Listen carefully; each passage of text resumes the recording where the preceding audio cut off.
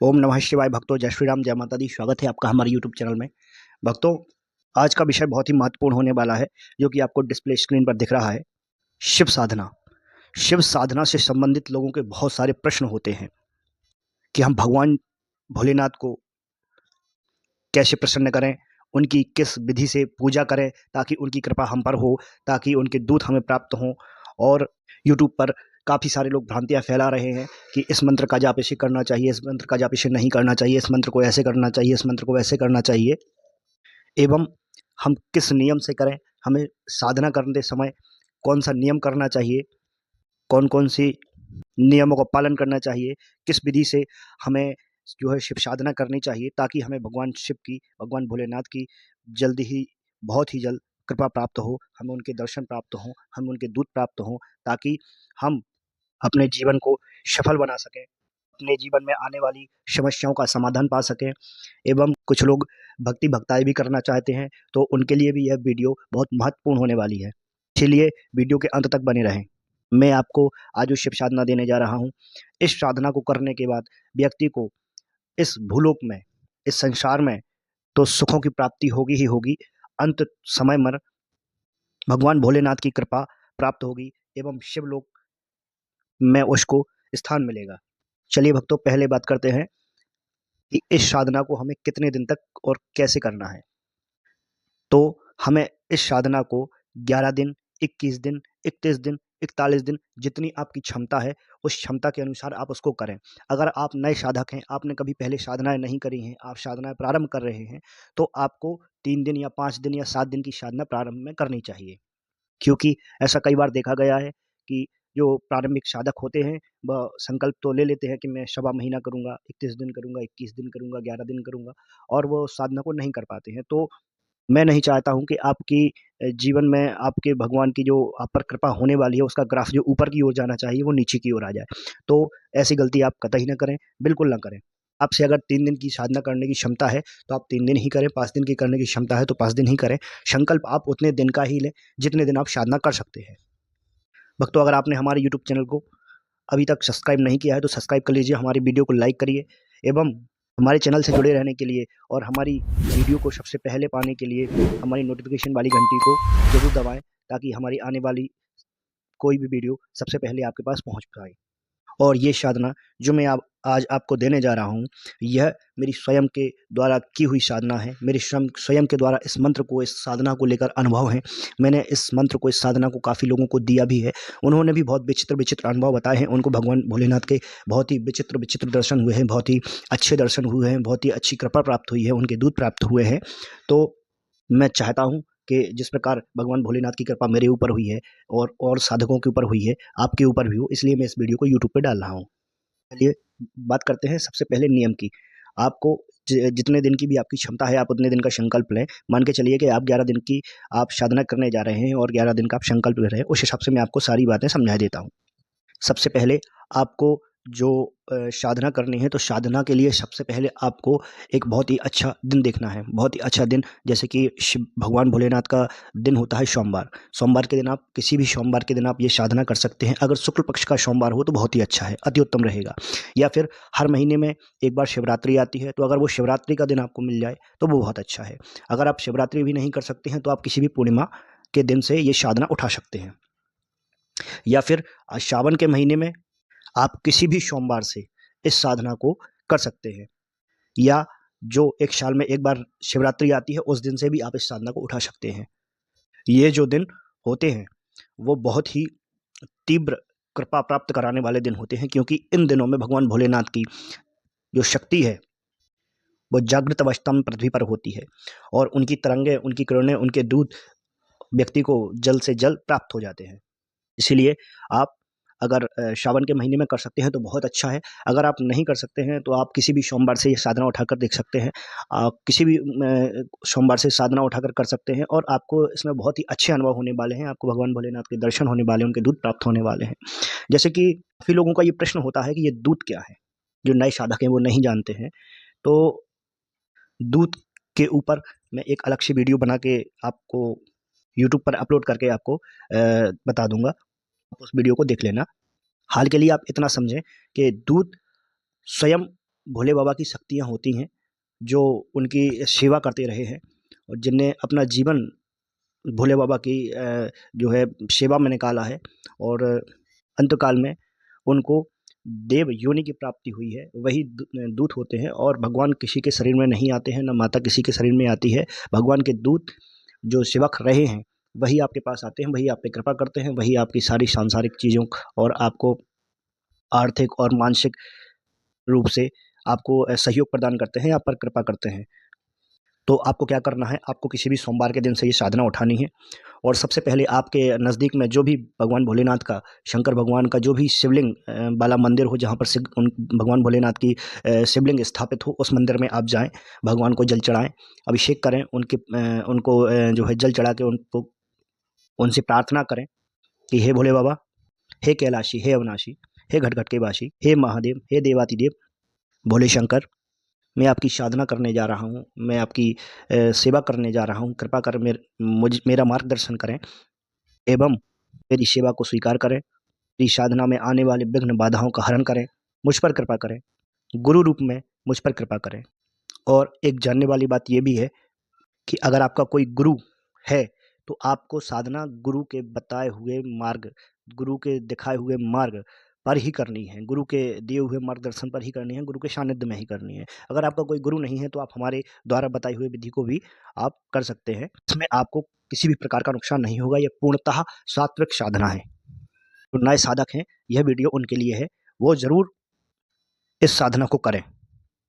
और भगवान भोलेनाथ से आपको मंदिर में आज्ञा लेनी है साधना के लिए। घर में आना है आपको, घर पे आके आपको अपने पूजा के स्थान पर या अपने मंदिर में आपके जहाँ भी पूजा का स्थान है यहाँ वहाँ आके आपको बैठ जाना है। एक लकड़ी के बाजू पे, पटिया पे आपको लाल रंग का एक या सफ़ेद रंग का आपके पास जो भी कपड़ा है आपको उसको बिछा देना है।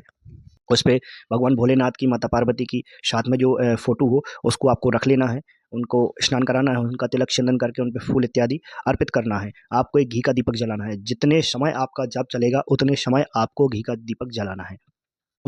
आपके पास जो भी प्रसाद हो, फल इत्यादि, या फिर आप लड्डू का प्रसाद या आप मीठा, जैसे कुछ लोग ऐसे हैं कि वो नहीं नहीं इतना खर्चा कर सकते या नहीं लड्डू ले सकते या नहीं प्रसाद ले सकते, तो भगवान भोलेनाथ तो भोले बाबा हैं, वो तो आपके भाव के भूखे हैं। आप तो उनको शक्कर का प्रसाद भी लगाएं, मन से लगाएं, दिल से लगाएं, तो वो उसको स्वीकार करते हैं। तो आप शक्कर का प्रसाद, मिश्री का प्रसाद, आप जो भी आपके पास मीठा में प्रसाद है आप उसको अर्पित कर सकते हैं। इसके बाद आपको आसन पे बैठ जाना है और इस साधना की समय की अगर बात करें तो आप सुबह 5 बजे से लेके और सुबह 10 बजे के बीच में आपको इस साधना को करना है, इस मंत्र का जाप करना है। कुछ लोग पूछेंगे कि ये जो हम मंत्र जाप करेंगे, हम आसन पर बैठेंगे तो हमें कोई सुरक्षा मंत्र चाहिए पड़ेगा या हमें सुरक्षा घेरा बनाना पड़ेगा, तो बिल्कुल नहीं। मैंने तो बिना सुरक्षा घेरे के ही, बिना सुरक्षा मंत्र के ही मैंने इस साधना को किया है, मुझे इसका कोई नुकसान नहीं हुआ है। आप भी उसको करें बिना सुरक्षा घेरे के। अगर आपको आवश्यकता पड़ती है सुरक्षा मंत्र की, सुरक्षा घेरे की, तो आप हमें कमेंट बॉक्स में कमेंट करके बता दीजिए या हमारी मेल आईडी पर मेल करके हमको बता दीजिए, हम उस पर वीडियो बना देंगे, आपको सुरक्षा मंत्र भी प्रदान कर देंगे। इस साधना में आपको नियम करना है, आपको लहसुन, प्याज, मांस, मदिरा इत्यादि आपके घर में नहीं होना चाहिए। लहसुन, प्याज का सेवन आप अगर हो सकता है, अगर छोड़ सकते हैं तो बहुत ही अच्छी बात है, अगर नहीं छोड़ सकते हैं तो कोई बात नहीं। आप मांस, मदिरा इत्यादि सख्त आपको बंद रहेगा, ये आपके घर में भी ना आए, ये घर में भी ना बने, नहीं तो फिर आपके ऊपर अगर कोई दुष्प्रभाव हो तो उसके जिम्मेदार आप स्वयं होंगे। हमारा काम है बताना, हमने आपको बता दिया। तो नियम की बात करें तो नियम में आपको जो है बिल्कुल पूर्णतः सात्विक रहना है, शुद्ध अवस्था में रहना है, स्नान ध्यान करके। आप अगर फ्रेश होने भी जाते हैं, अगर आप शौच क्रिया करने के लिए जाते हैं तो आपको तुरंत स्नान करने चाहिए। यह नहीं कि आप साधना कर रहे हैं और आप शौच क्रिया करने गए उसके बाद हाथ धोए, ऐसे छींटे डाले, नहीं नहीं, ये नहीं चल पाएगा। आपको स्नान करना पड़ेगा, पूर्णतः शुद्ध अवस्था में रहना पड़ेगा, पूरे दिन शुद्ध अवस्था में रहना पड़ेगा। एवं आपको हो सके तो एक बिस्तर जहाँ आप लेटते हैं वहीं आप लेटेंगे, या फिर आप बिस्तर में नहीं तो एक ज़मीन में आपको लेटना है, परंतु एक ही स्थान पर लेटना है। अखंड ब्रह्मचर्य का आपको पालन करना है, आपका ब्रह्मचर्य खंडित नहीं होना चाहिए। आप गृहस्थ हों या आप विरक्त हों, इसके दौरान आपको नाखून एवं बाल नहीं काटने हैं। और जब आप साधना करने के लिए बैठते हैं तो आपको सबसे पहले संकल्प लेना है। तो संकल्प में आपको हाथ में जल, चंदन, चावल, थोड़ी सी शक्कर और एक पुष्प आपको हाथ में रख के भगवान भोलेनाथ को गुरु साक्षी मानकर, अगर आपने भोलेनाथ को साक्षी माना है और अगर आपने उनको गुरु नहीं बनाया है तो आपको उनको गुरु बनाना चाहिए। भोले बाबा को गुरु कैसे बनाएं, इसके लिए मैं एक वीडियो अलग से बना दूंगा। तो आपको भोले बाबा को गुरु साक्षी मानकर भोले बाबा से प्रार्थना करनी है कि हे कैलाशी, हे अविनाशी, हे घटघट के वासी, हे महादेव, हे देवादिदेव, मैं आपके ये साधना करने जा रहा हूँ, जो कि 11 दिन की साधना है। मेरा नाम ये है, मेरे पिता का नाम ये है, मेरा गोत्र ये है, मैं इस स्थान पर का निवासी हूँ, मैं इस स्थान पर बैठकर आपकी साधना कर रहा हूँ। एवं ये मंत्र है, आपको मंत्र भी बोलना है। इतना बोलकर आपको सारे नियम बोलना है कि मैं लहसुन प्याज का त्याग करूंगा, 11 दिन तक मैं उसका सेवन नहीं करूंगा, 11 दिन तक मैं बाल एवं नाखून नहीं काटूंगा, 11 दिन तक मैं कहीं बाहर भोजन नहीं करूंगा। आप जो भी नियम कर सकते हैं, या फिर आप 11 दिन उपवास रखें, तो मीठे में अगर आप व्रत रहते हैं तो बहुत अच्छा है, आप पर उतनी ही ज़्यादा कृपा बढ़ेगी। आपका नहीं चलता है तो आप लहसुन प्याज छोड़कर भोजन आप कर सकते हैं। तो ये सब बोलकर आपको सब कुछ बोलने के बाद उस जल को, फूल को जो आपने हाथ में लिया था, वो आपको ज़मीन पर छोड़ देना है। इसके बाद आपको सबसे पहले रुद्राक्ष की माला से एक ओम गम गणपते नमः ओम मंत्र का जाप करना है। एक माला यानी 108 बार आपको 108 बार ओम गम गणपते नमः ओम का जाप करना है। अगर आपके पास माला नहीं है तो आप उंगलियों से भी आप कर सकते हैं।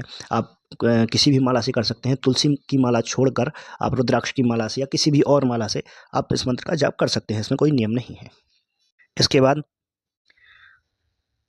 बाद आपको दीपक जला के भगवान भोलेनाथ को प्रसाद लगा के आपको 108 माला की गणेश जी की जाप करने के बाद आपको भोले बाबा की मंत्र की, जो मैं आज आपको मंत्र देने जा रहा हूँ, उसकी आपको जाप करना है। तो उस संकल्प में आपको ये भी बोलना है कि मैं प्रतिदिन 5 माला, 2 माला, 3 माला, 1 माला, जितना भी आपकी सामर्थ्य है उतने दिन तक आप उस माला का जाप करें। इसमें सबसे बड़ी बात यह है कि आपको, अगर आपने 11 दिन की साधना उठाई है तो आपको 12वें दिन आपको उस जाप का, जो आपने जाप किया है, उसका दशांश आपको हवन करना पड़ेगा। अगर आप उसका दशांश हवन नहीं कर सकते हैं तो आप उसका दशांश जाप करें, और उसका जो दशांश संख्या होती है उतना दान आप मंदिर में जाकर कर दें, या आप किसी कन्या को प्रसाद या किसी लड़कों को प्रसाद आप वितरित कर दें किसी भी मंदिर में जाकर, ये आप कर सकते हैं। कुछ लोग पूछेंगे कि दशांश क्या होता है, तो दशांश होता है 10%। जैसे कि आपने मान के चलिए कि 10 माला जाप करी, तो 10 माला जाप करने का 10 अंश यानी ये 10% उसका होगा 1 माला। तो अगर आप 10 माला जाप करते हैं 11 दिन में, अगर आप 11 माला जाप करते हैं तो आपका 1 माला उसका दशांश होगा। तो आपको 1 माला या तो उसका हवन करना होगा, या फिर आपको उसका दशांश लगभग 11 रुपए आपको उस मंदिर में दान करने होंगे, या 11 रुपए का प्रसाद लेके आप भोले बाबा के मंदिर में चढ़ा दें। ये आपको करना है। फिर मंत्र, आइए अब मंत्र की बात करते हैं। तो मंत्र जो है बहुत ही तीव्र और बहुत ही ज़्यादा शक्तिशाली श्रवण मंत्र है, जिस जाप करने से आपको कृपा तो बहुत बहुत प्राप्त होगी। उसके साथ-साथ आपको भोलेनाथ के दूत प्राप्त होंगे, और ऐसे दूत प्राप्त होंगे कि अगर किसी व्यक्ति पर कोई गंदी शक्ति है, कोई नज़र दोष है, कोई किसी भी प्रकार की समस्या है, अगर आप मंत्र को पढ़ के फूँक मात्र देते हैं, या उस पर मंत्र को पढ़ के जल को आप छोड़ देते हैं या फेंक देते हैं उसके ऊपर, तो जो उस पर शक्ति खेल रही होगी वो शक्ति वहीं के वहीं वापस लौट जाती है। तो चलिए भक्तों, मंत्र जानते हैं। मंत्र है, आद अंत धरती आद अंत परमात्मा, दोनों बीच बैठे शिवजी महात्मा, खोल गड़ा दे धड़ा देखो शिवजी महाराज तेरे शब्द का तमाशा। आद अंत धरती आद अंत परमात्मा, दोनों बीच बैठे शिवजी महात्मा, खोल गड़ा दे धड़ा देखो शिवजी महाराज तेरे शब्द का तमाशा। आद अंत धरती आद अंत परमात्मा, दोनों बीच बैठे शिवजी महात्मा, खोल गड़ा दे धड़ा देखो शिवजी महाराज तेरे शब्द का तमाशा। आद अंत धरती आद अंत परमात्मा, दोनों बीच बैठे शिवजी महात्मा, खोल गड़ा दे धड़ा देखो शिवजी महाराज तेरे शब्द का तमाशा। तो भक्तों, ये मंत्र बहुत ही शक्तिशाली शावर मंत्र है, और इस मंत्र को आप बिना गुरु के ही आप जाप कर सकते हैं। भगवान भोलेनाथ को गुरु साक्षी मानकर आप ये साधना कर सकते हैं, ये मंत्र का जाप कर सकते हैं, और उनकी कृपा प्राप्त कर सकते हैं, उनके दूत प्राप्त कर सकते हैं।